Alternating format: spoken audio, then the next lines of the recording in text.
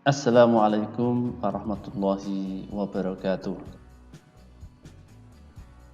Kembali lagi kami di channel Bram Asmoro menyajikan sebuah video, yaitu video pembelajaran kelas 5, materi pembelajaran 5 dan 6, tema 1, subtema 1, muatan mata pelajaran SBDP, Bahasa Indonesia dan IPA.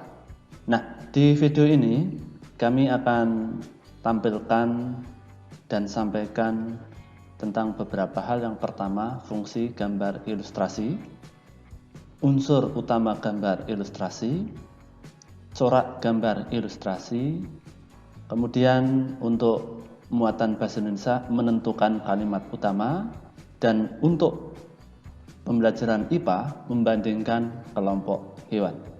Baik, kita lanjutkan untuk slide berikutnya. Fungsi gambar ilustrasi. Perlu ketahui bahwa gambar ilustrasi itu adalah gambar yang dimana digunakan untuk memperjelas ide cerita atau narasi. Nah, ini adalah pengertian dari gambar ilustrasi. Jadi intinya gambar ilustrasi itu adalah gambar yang digunakan untuk memperjelas ide cerita atau narasi. Kemudian untuk fungsi dari gambar ilustrasi ini adalah yang pertama, untuk memperkuat, memperjelas, memperindah, mempertegas, dan memperkaya sebuah cerita atau narasi. Yang kedua, memberikan gambaran singkat isi tulisan atau cerita yang akan disampaikan. Jadi inilah fungsi pengertian gambar ilustrasi yang nanti anak-anak sekalian akan praktekkan. Kemudian berikutnya adalah unsur utama gambar ilustrasi. Yang pertama, unsur utama adalah manusia, yaitu gambar manusia. Ini sebelum gambar tokoh manusia, kita perlu menguasai bentuk dan ukuran tubuh manusia. Mengapa kok kita harus betul-betul menguasai? Agar nanti ketika kita menggambar itu tidak seperti gambaran yang hanya asal-asalan. Ya. Walaupun itu gambar komik atau gambar karikatur atau gambar realis, itu harus benar-benar mengenal bentuk dan ukuran dari tubuh manusia.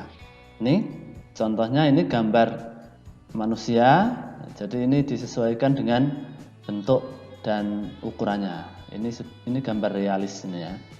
Kemudian yang kedua, unsur utama gambar ilustrasi yang kedua adalah gambar tokoh binatang. Nah, seperti gambar manusia, sebelum menggambar binatang, kita perlu menguasai bentuk dan ukuran tubuh binatang itu sendiri. Ya, tidak asal-asalan.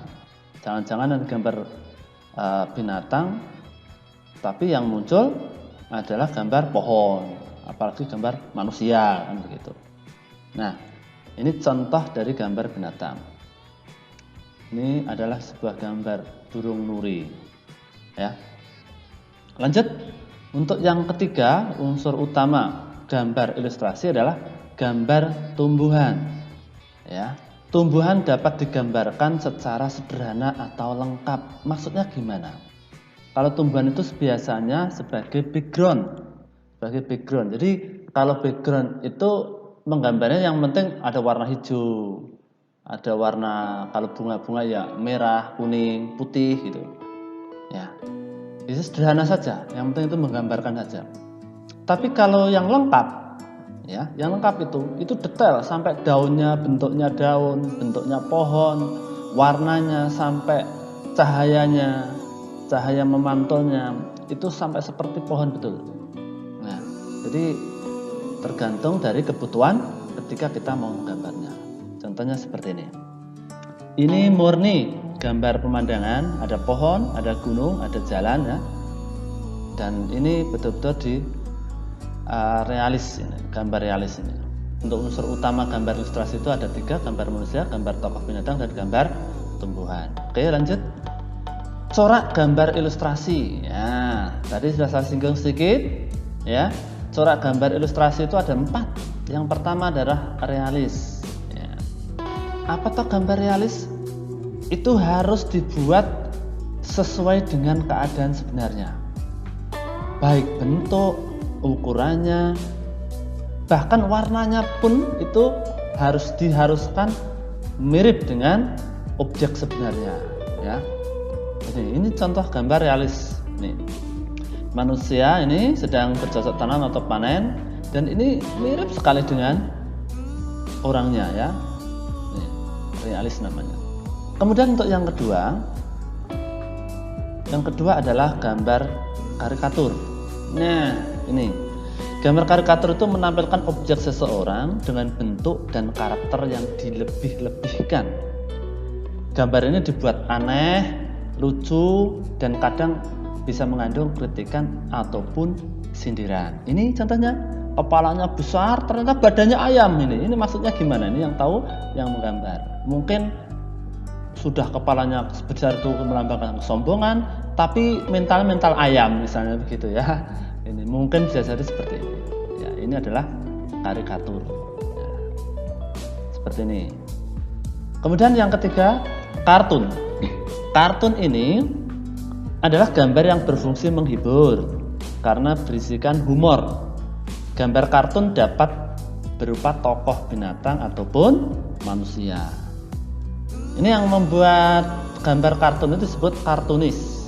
Ya, beberapa jenis gambar kartun ini juga dikenal saat ini seperti kartun atau gag kartun, komik, ya, dan lain sebagainya. Ini contohnya gambar kartun ini seperti ini.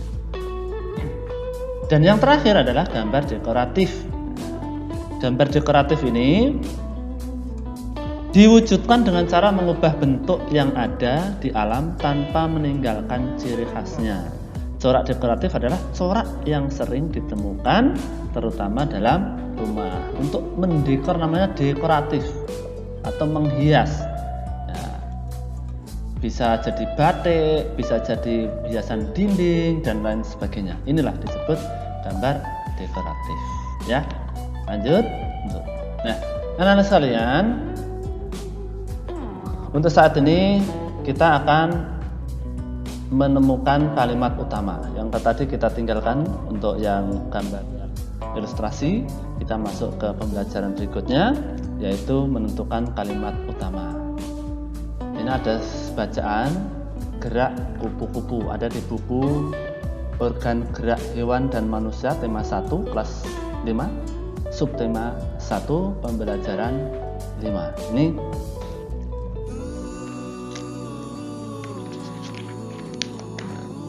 pembelajaran 6 ya.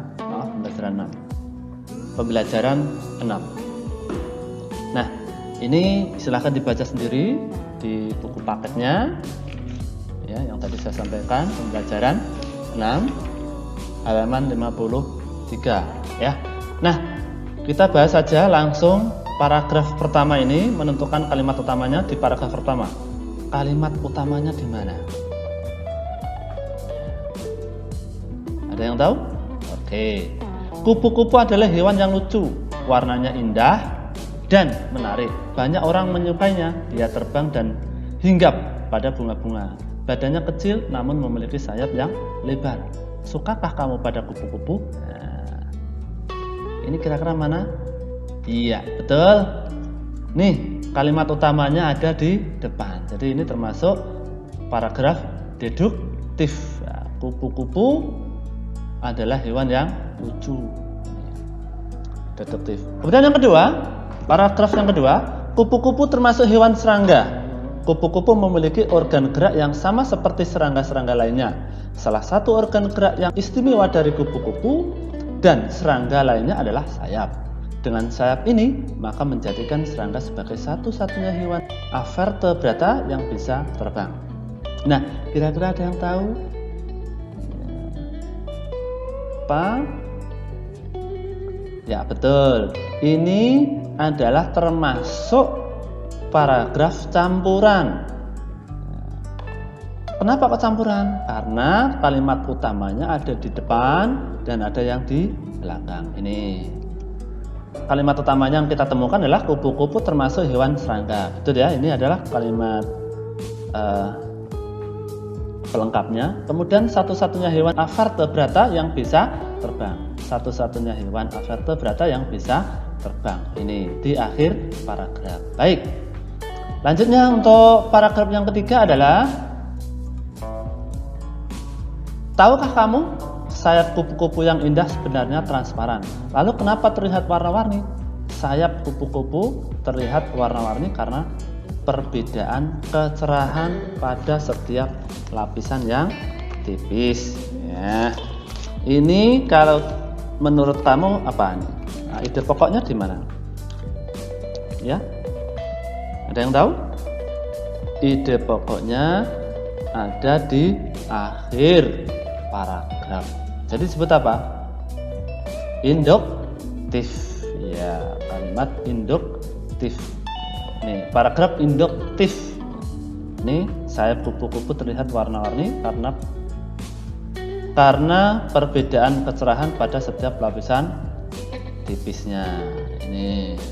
Kemudian yang berikutnya, yang keempat, kupu-kupu memiliki kemampuan terbang yang luar biasa. Kupu-kupu bisa terbang sejauh ribuan kilometer untuk mencari darah yang hangat ketika musim dingin tiba.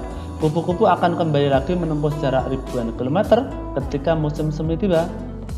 Meskipun demikian, kupu-kupu tidak bisa terbang apabila suhu tubuhnya di bawah 30 derajat Celcius. Lalu apa ini yang menjadi kalimat utamanya? Ayo, ada yang tahu? Ya, ini termasuk kalimat utamanya di depan, yaitu deduktif. Ini adalah paragraf deduktif. Kupu-kupu bisa memiliki kemampuan terbang yang luar biasa. Ini ya, itu anak-anak sekalian.